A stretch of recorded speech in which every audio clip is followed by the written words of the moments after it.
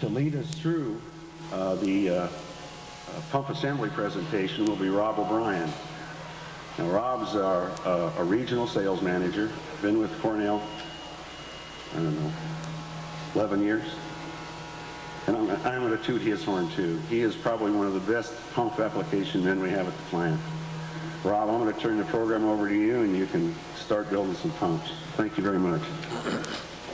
Well, the introduction to Cornell. This crew has come and we're going to tape this presentation for training sessions later on. So if you don't mind here, we're going to relocate the speaker and the cameras here for just 1 second.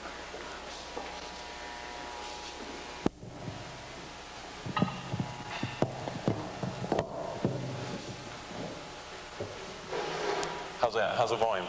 Is that okay?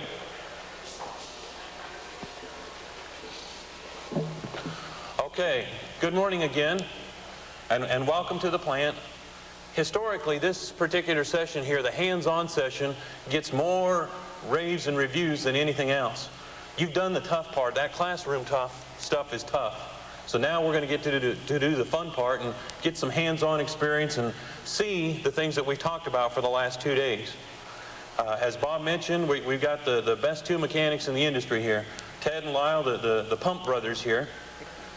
They not only have done work here in our plant, but periodically, as requirements demand, they've actually gone out into the field, and both of them have spent a number of days in the field doing work and service field work. So that's an experience that I think helps them be able to relate to you, because they not only work here in this environment with all the proper tools, they've been out there in the real world too, and that's invaluable experience. As Bob mentioned, first off, Ted and I say I. Fact is, you notice I didn't wear my coveralls, so I'm not going to be doing much work. Ted's going to, no thank you. Ted's going to start us off here with assembly of a 4RB, which is a back pull-out design. The 4RB is probably the most bread and butter pump in our line. That's without a doubt our most popular model. I'm going to move this mic up here a little bit so I can see. You folks that are standing over here, there's quite a bit of room. Bob Euchre's here in the front row. Come on.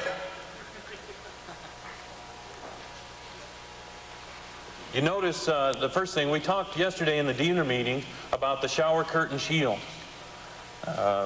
This is the shield you can see now on the bracket. I can't really see it, but I know it's there. Ted, maybe you can point out and show out the shower curtain shield that we talked about. This is the isolating part of that bracket that separates the motor or the driver from the moisture or pump end part of the pump. He's already installed the shaft sleeve onto the motor shaft. You notice the bronze sleeve there. And that's to protect the shaft sleeve against the packing. So as you adjust the packing and tighten the packing, instead of scoring the shaft, it scores a replaceable shaft sleeve so that you can restore those tolerances to like new after several years. Before we go on, I'd like to encourage participation. There's an awful lot of knowledge out here in the audience. You folks have been in the field, you've had the experiences, and this is a training session, not a preaching session. We can learn from you too, and your other dealers can cross-train each other. So I'd encourage comments or suggestions or experiences. Bring that out. Let's share that with the group here so that we can all benefit from your experience.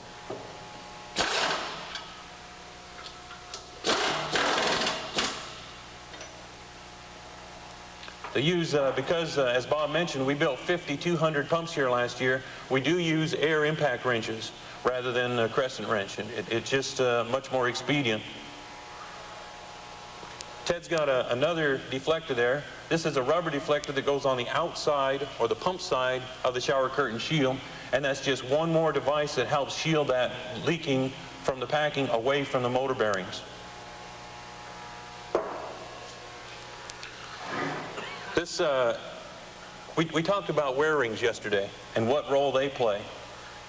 Ted's got a backside plate here, or the back of the pump, and he's going to install that bronze wear ring, and it's a press fit or interference fit in, so it needs to be pushed into or hammered into the back plate. He doesn't have just a regular hammer. Hold that up, Ted, and show him what kind of hammer you've got.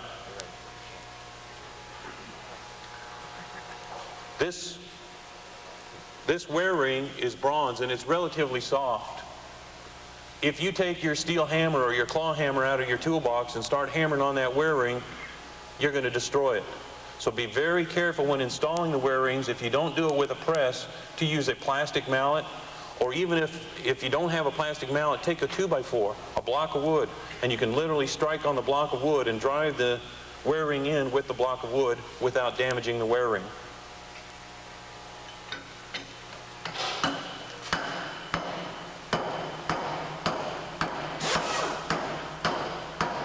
Stop 1 second. You might want to know, how far do you put that wear ring in? Okay. And I want you to listen to the tone of the hammer. The wear ring actually bottoms out in the bottom of that back plate, and when it bottoms out, you'll hear it bottom out, and you'll hear a different tone of the hammer as he's striking it. So listen up, and you'll know when he hits the bottom. Did you hear it? It gets much deeper to sound. And especially with a 2x4, when you're using a 2x4 to drive it, you can really pick up the sound variance. One thing that we're not doing here that we normally do, if you look in the back here, you'll see a solvent tub.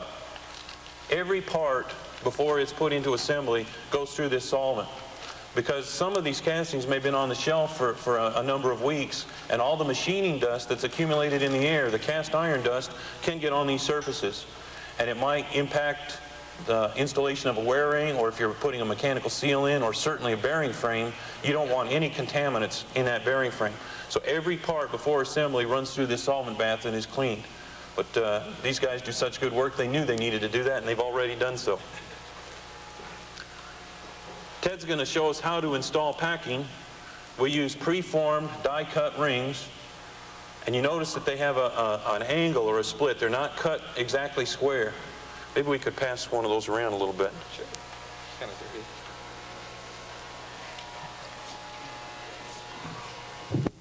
I'd like you to notice that the packing is cut on an angle. What that does is it allows it to overlap and seal better. If it's butt or square cut, sometimes the ends don't come together, and it might provide a track for the water to pass. As they install this packing, I'd like you to watch real careful and notice that he rotates where that split is. They're not all in line. He'll stagger them around so that it breaks up any possible water track or water path. This, before we put that in, Lyle or Ted, hold that up. What is that? Lantern ring, very good. That's to provide a gap or a port in the stuffing box so that you can push lubrication in and lubricate the packing. Or if you have a very high suction lift application, sometimes if you're trying to prime the pump, you can literally aspirate or suck air through the packing. One way to stop that is to turn the grease cup in a couple turns, which pushes grease around that lantern ring and seals the shaft so that way no air can get into the pump, and it allows you to prime it. If we're going too fast, or if you have questions, please feel free to stop us here. The question is, what is the lantern ring made of? Standard material is a Teflon. It's a pliable type Teflon, but depending upon application, they're available in cast iron, bronze, stainless steel. It's really a material that's selected for the particular application. But just clear water would be Teflon. And they are split so that if you want to install them after the pump has been built, it's a split ring. You can actually separate them apart and wrap it around the shaft. That way you don't have to completely remove the pump to put a new lantern ring in. Yes, Sal? The question is, how often should you replace that lantern ring? The lantern ring is not a rotating part. It is fixed, does not normally accumulate or assume any wear, so theoretically it should not need replacement. It does not compress like packing does. So when you change the packing, you should be able to reuse your existing lantern ring.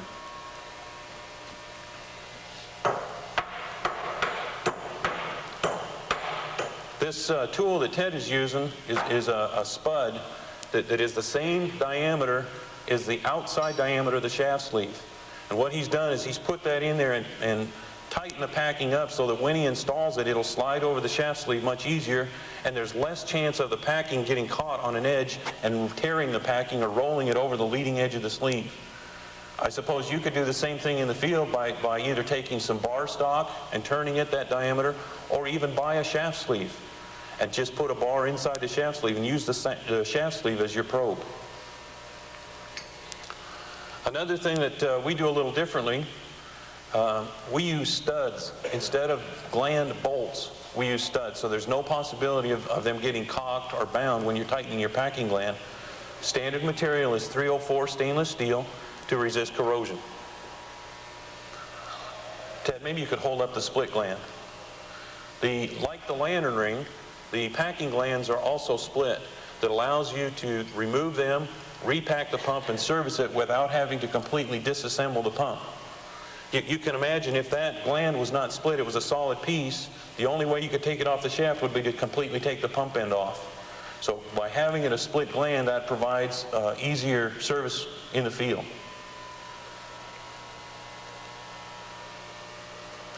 When we ship our pumps, the packing glands are shipped with the gland nuts loose. So when you get a pump, the packing gland is going to be loose, but it has this blue Loctite to keep the nuts from backing off. And the reason that we do that is we want you to, when you first install the pump, to adjust the packing properly. How much should a packing pump drip?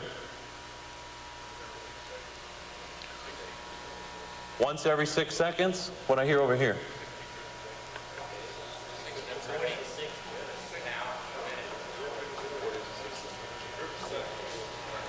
Now you know why I asked the question.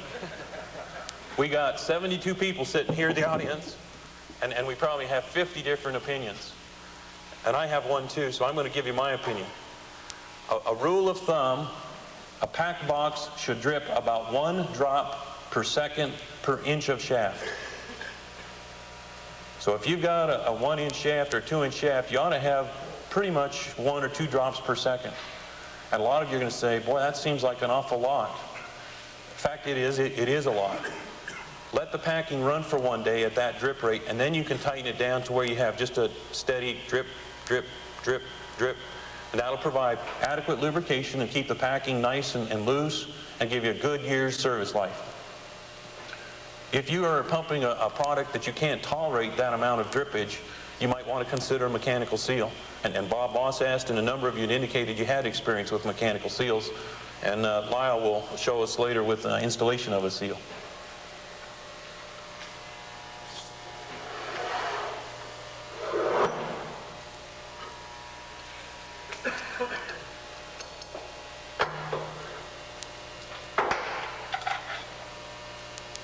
Yesterday in Gary Spencer's presentation, he pointed out some of the differences, and one of those differences was a grade 5 fastener. Does that mean anything to you folks? What is a grade 5 fastener? We got 2 comments and they're both right. A grade 5 is less than a grade 8 and it's hard. A typical fastener, or what you might refer to as a stove bolt, is a grade 3. And they're graded by how hard or how much tensile strength they have. And the higher the number, the harder the bolt. Our experience has been if you have a grade 3 fastener or a stove bolt, which many other companies use, after they go out in the field and they've been in operation, they tend to corrode up. And that's great for the people that are putting the pumps together, but for you folks that have to take them apart, this is not a fun experience. The bolts rust up and you can't take them off and you shear the heads off. And then instead of spending an hour and a half servicing a pump, you spend a day and a half drilling and tapping out the bolts that got sheared off. So Cornell uses a higher quality fastener, which is a grade 5, and is much less apt to shear off. So we're still going to get the corrosion just like the other units, but it's a much tougher bolt, and it'll allow you to take it out without shearing it off, and then you don't have to spend your time drilling and tapping the old bolt out.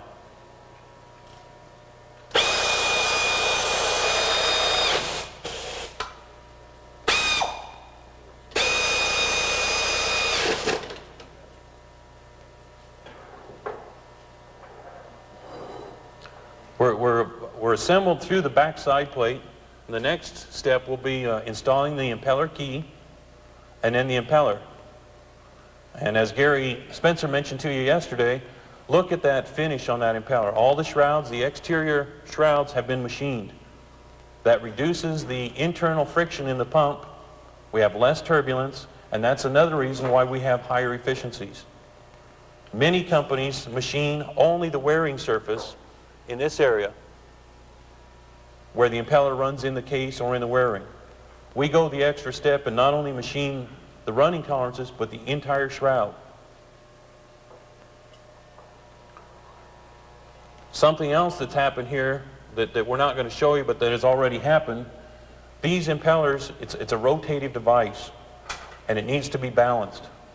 Ted, if you can hold them up on the back, I'm going to bet my money on you. I'm going to assume you've already balanced that impeller. Okay. Notice the high sheen spot.